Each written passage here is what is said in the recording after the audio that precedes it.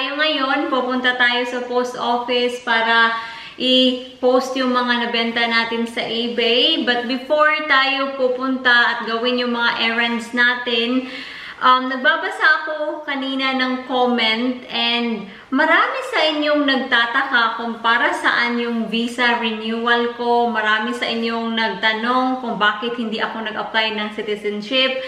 Marami sa inyong na-curious kung hindi pa ba ako permanent residence dito sa UK.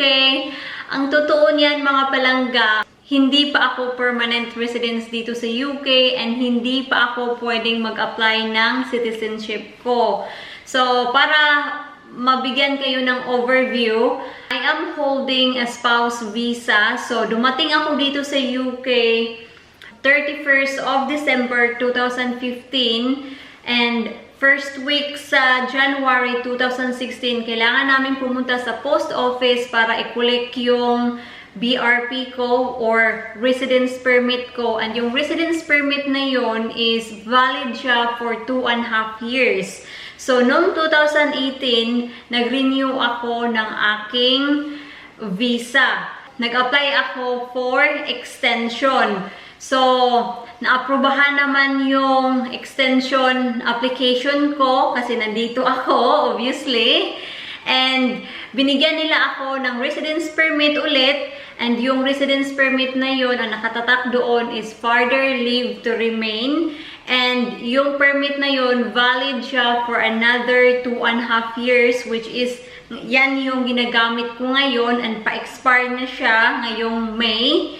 And that's why, kailangan ko siyang i-renew. So, ang ina-applyan ko ngayon is indefinite leave to remain na visa, which is, pag na-approve siya, yan na yung time na permanent residence na ako dito sa UK and yan na yung time na pwede ako makapag-apply ng citizenship if gusto ko. So, yeah, yun yung sitwasyon natin. So, please, wag kayong magtaka. And marami din sa inyo nagtanong kung nag-take ba ako ng B1, yung English test. Noong nasa Pilipinas pa lang ako, nung nag-apply kami ng spouse visa, yung tinake ko talaga na English test is B1 na. So, hindi ko na kailangang mag-take ulit ng English test. Unless if nag-take ka ng A1, nung nasa Pilipinas ka pa, kailangan mo mag-take dito ng ano ba yun? A2? A2 ata yun. Hindi ako sure ha, A2 or B1. Yan yung naririnig ko, but I'm not sure with that. So ayun, no need na akong mag-take ng English test ko kasi yung certificate ko from Philippines, pwede siyang gamitin all the way through sa aking indefinite leave to remain na application. And nag-take na din ako ng Life in UK test way back 2019 pa. So, that's all sorted. And yun lang naman yung parang kailangan na i-take pag mag-apply ka ng indefinite leave to remain. And yeah, yun lang. So, yun. I hope nakatulong tong information na to and I hope na-enlight kayo. So, ito yung dadalhin natin sa post office. Ito yung nabenta sa eBay. Sulat to para, hindi ko alam kung para saan. Ito, nabenta to sa eBay and ito yung ibabalik ko sa Amazon kasi bumili ako ng tartan and pagdating dito, yung base niya is missing. Ang na-receive ko lang is yung outer niya. Sayang pa naman kasi nagandahan talaga ako sa quality pero yun na nga, ano yung gagamitin ko or ano yung magagamit ko dito if yung base na wala. So, no point diba to keep it. So, balik ko na lang para mabigyan ako ng refund. Babalikan nyo kayo mga palangga. Ilalagay ko lang to sa sumakyan.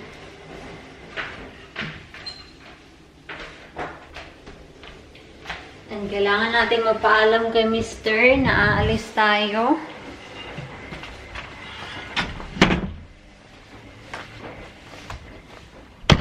Maganda naman yung panahon ngayon.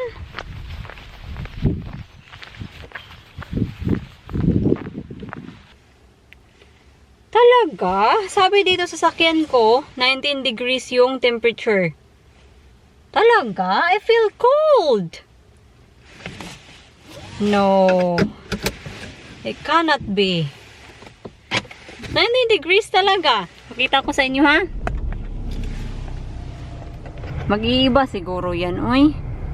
Yan, 19 degrees. And yan yung time natin. Is that the right time or yan yung old time? Kasi nag-change yung clock namin.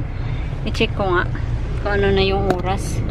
Kasi yung red car ko, yung Aygo, yung Toyota, pag nag-change yung clock dito, hindi siya nag-change automatically. Pero I'm not sure if itong sasakyan na to, mag-change ba siya automatically. Yes, nag-change siya automatically mga palangga. Same time siya sa phone ko. Hindi talaga ako makapaniwala na 19 degrees. Kasi giniginaw talaga ako.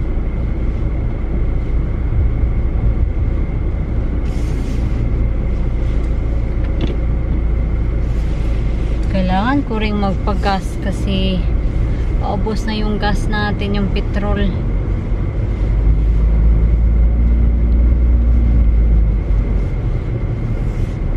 I'm just looking sa screen if yung temperature mag-iiba ba or hindi.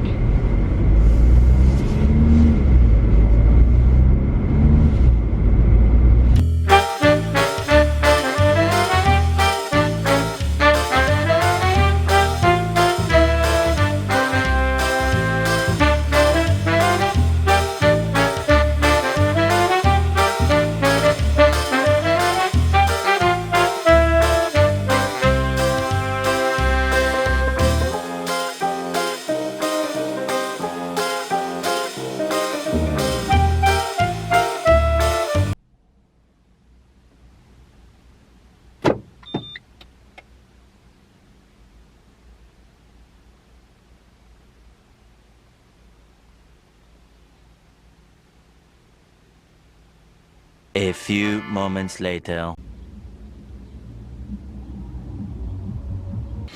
Yung temperature mga palangga, nag-drop siya by 2 degrees.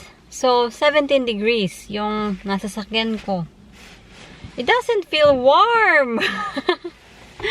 Giniginaw pa din ako. I need 25.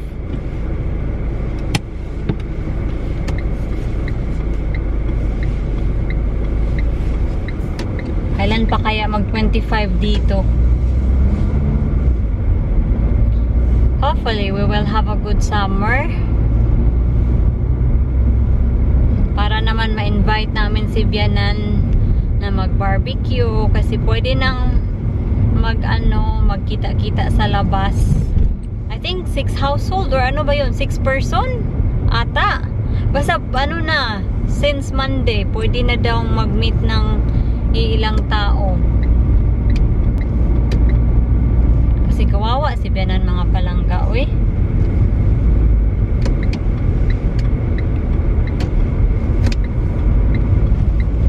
Kawawa si Bianan, na-stuck lang talaga siya sa kanyang apartment.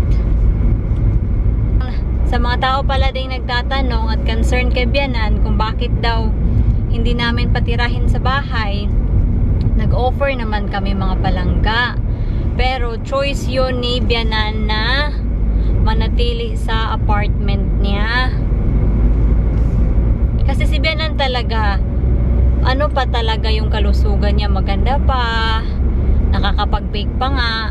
And sa apartment na yon is, meron din siyang maraming kaibigan doon, mga kaedad din niya.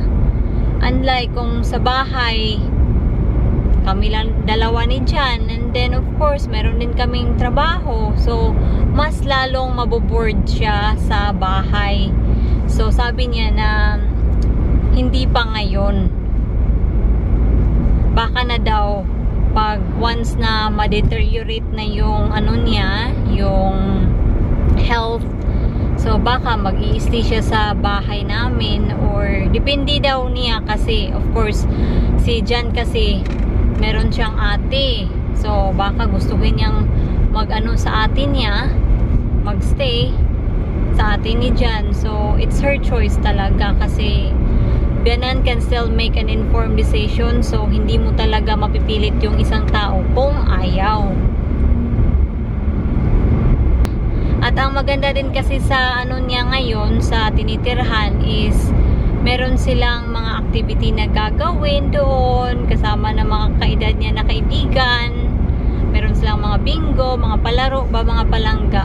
So, maraming mga ano ba, mga ganap. At hindi talaga maboboard si Bianan. Ngayon lang talaga siya parang na-board sa apartment niya kasi yun na nga dahil sa pandemic, social distancing pa din. And si Bianan, kawawa kasi it really knocked her confidence off.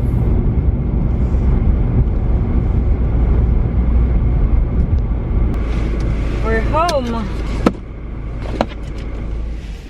I think tapos na yung winashing natin. Yeah, tapos na nga. Nag-washing ako ng mga tuwalya. Yan.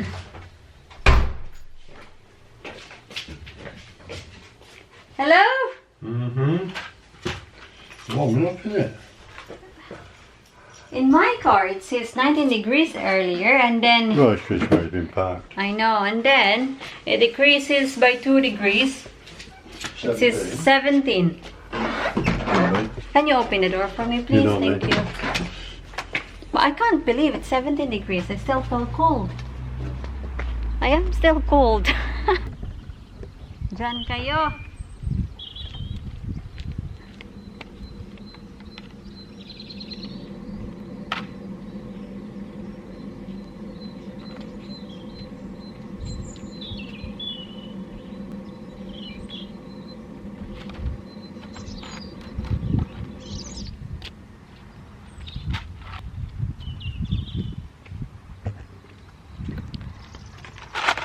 Lunchtime na dito, so magla-lunch tayo. 1 hour later. Good job. Good job for hanging the washing. Mum's work's never done. Excuse me. Hello, Phoebe. Pipa. Palagi talaga ito nakasunod sa akin si Pipa. Si Phoebe natutulog lang. The next day. Tingnan niyo si Mr. He looks so comfy in there. Ayun. Yan. Natutulog ata. Maganda kasi yung panahon, kaya ayun, nandoon siya. And we got a visitor. Hello. Hi, Fipa. Hello. Hello. Oh, bless her. Gagawa ako ngayon ng apple pie. So, first thing first, ang gagawin natin is yung pastry. So, gagamit ako ng 200 grams of flour.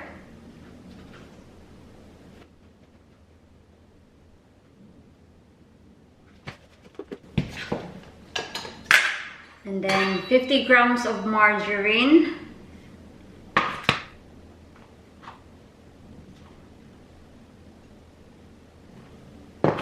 And then 50 grams of lard.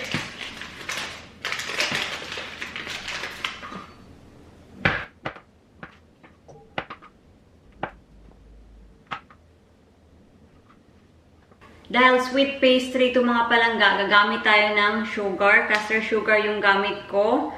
So, maglalagay tayo ng 40 grams of caster sugar.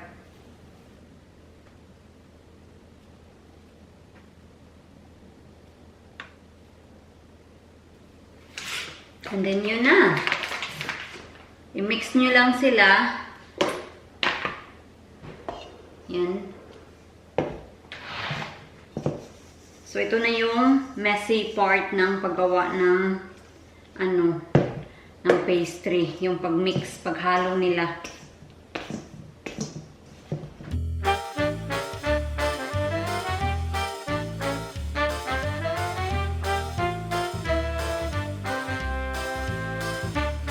Ilagay ko na yung pastry sa fridge para maka-rest yung pastry natin. So, ngayon naman, move on tayo sa pag-peel ng mga apples. I have 5 apples here. Pero hindi ako sure kung magagamit ko ba sila lahat. We'll see na lang.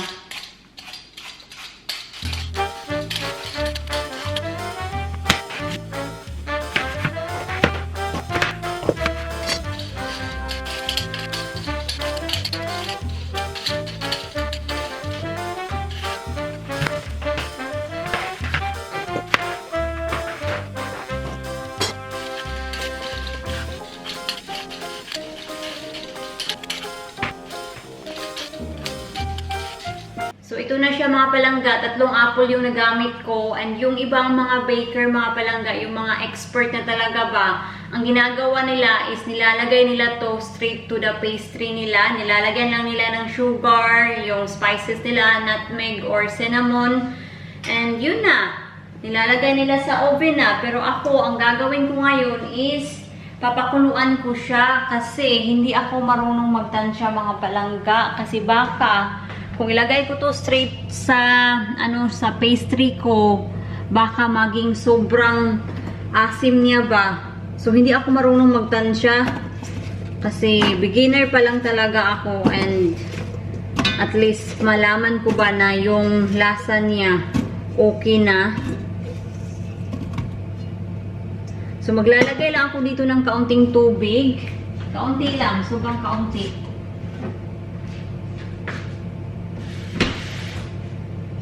Papakuluan natin siya, ina-low heat lang. Lalagyan natin ng sugar. Yung cooking apple kasi mga palangga, sour siya. At ang gusto ko sa apple pie ko mga palangga, nilalagyan ko siya ng cinnamon and nutmeg. Nutmeg powder, yan.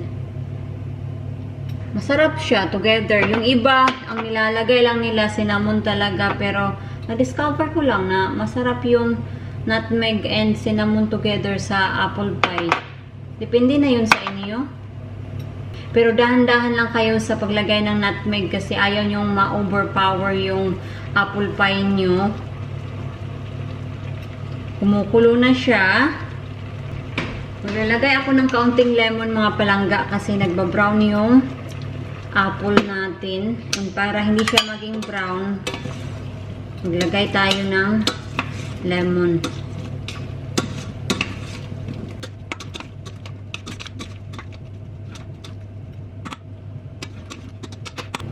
And kukuha din ako dito ng apple.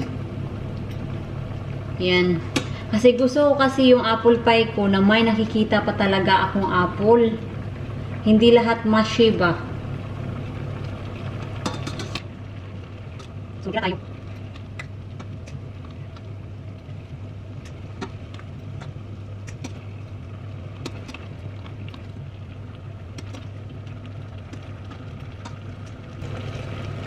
So, ito siya mga palangga. Ito yung ititira ko.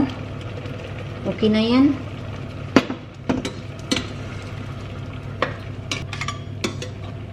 And dahil medyo malambot na yung apple natin, lalagyan ko na siya ng cinnamon.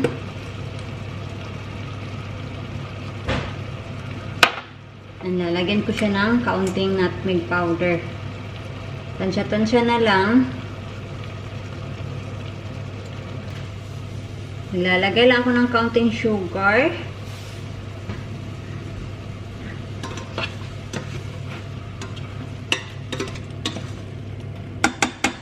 Titikman natin mga palangga.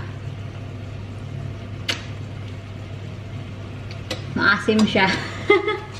Lalagyan natin ng sugar. Dahan-dahan lang. Depende na yun sa inyo kung gaano katamis yung apple pie nyo. Kasi mas prefer ko kasi yung apple pie ko na medyo tangi pa din ba. Hindi talaga yung sobrang sweet niya. So, ito na yung apple natin. Yan. So, happy na ako dito sa timpla and sa ano niya, sa tigas. Kasi nilagay ko na din yung sinave natin kanina para ma-mix sila ba at para naman may lasa yung apple kanina. Yan.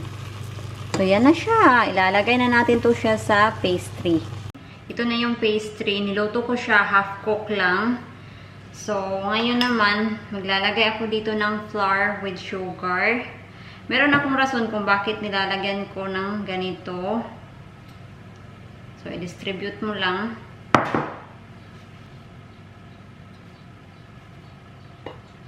Yan. So, nilagyan ko siya ng flour and sugar dyan, just in case na yung apple natin magtubig siya ba.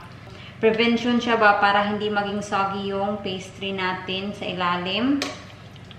So, ito na yung apple natin.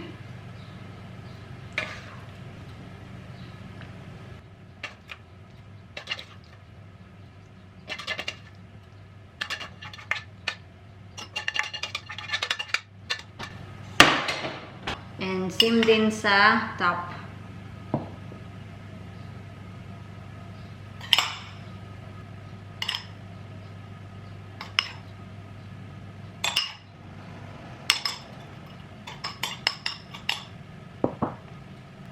So, press down mo lang siya ng kaunti.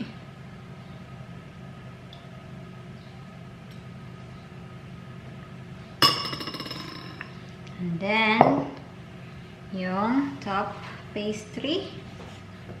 Yan na.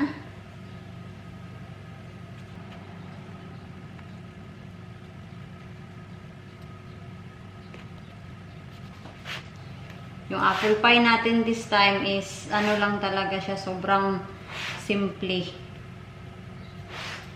Wala nang paarte-arte ba.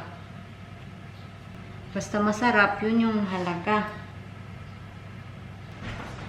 And then, babutasan ko lang siya sa gitna. Para makahinga ba. And, yun lang. Yan.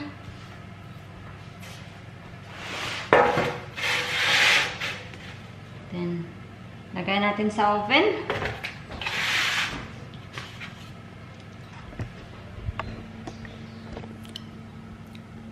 So, ito yung before. Ang ingay-ingay. And kung may naririnig kayo sa labas, si Mr. po yan, nagpuputol ng mga damo. And anyway, sa hapunan pala natin ngayon is magsisinigang tayo kasi matagal-tagal na rin ako hindi nakakain ng sinigang. So, yung sahog ng sinigang natin is green beans, cabbage, spinach, and pak choy. Alam ko na yung iniisip nyo. Yung iba dyan, sasabihin na naman na pangnilaga yung sahog ko. Yes, pangnilaga siya, pero hayaan nyo na kasi ito lang kasi yung meron ako, kaya wala akong magagawa. So, ito yung version ng sinigang ko. So, huwag nyo nang bigyan ng issue yan na ito yung isasahog ko sa sinigang ko. So, yung baboy, kumukulo na para mas malambot yung meat natin ba. And 1 minute para sa ating apple pie. Yan na, nag-bip-bip na.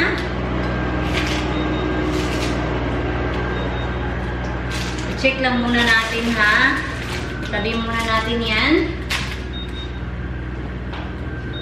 Multitasking tayo.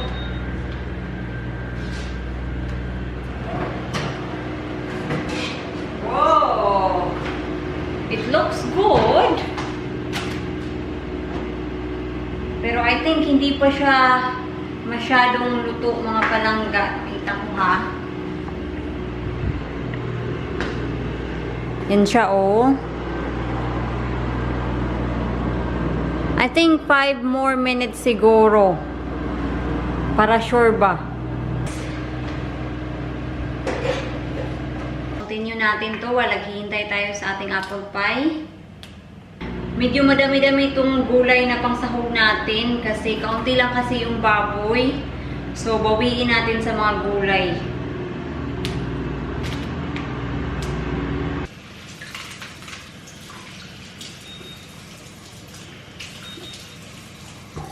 5 minutes. 5 minutes is up.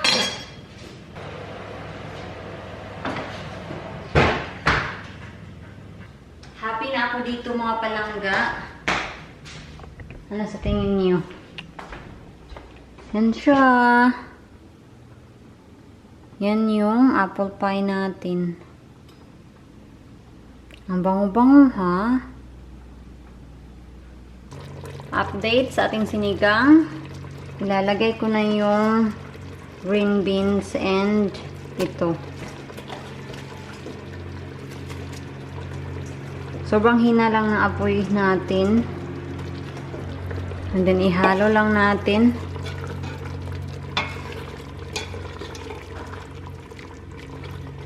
Ang lambot-lambutan ng karne. Ito na yung hapunan namin. Kain. Honey! Tea is ready! Kakain na kami mga palangga and I am really looking forward sa apple pie natin. So, manonood lang kami ng TV and I'll be back. Tapos na kaming kumain and ita-transfer ko lang to. Steady now. Steady.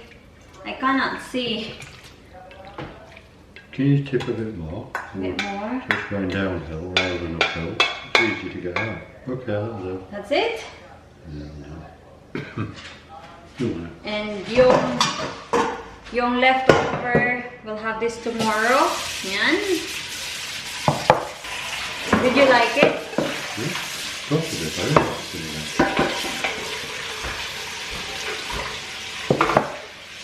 And the most awaited part is yung pudding. Pudding time.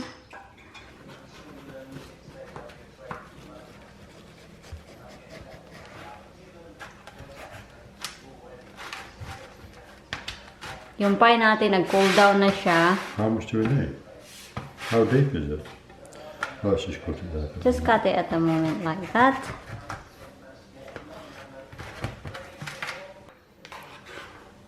There you go.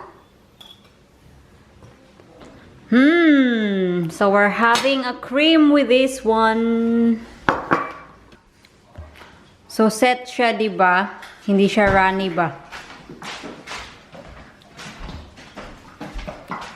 And we're having cream. How much? That's enough. Thank you. That's enough. You need to try it first before going to watch television.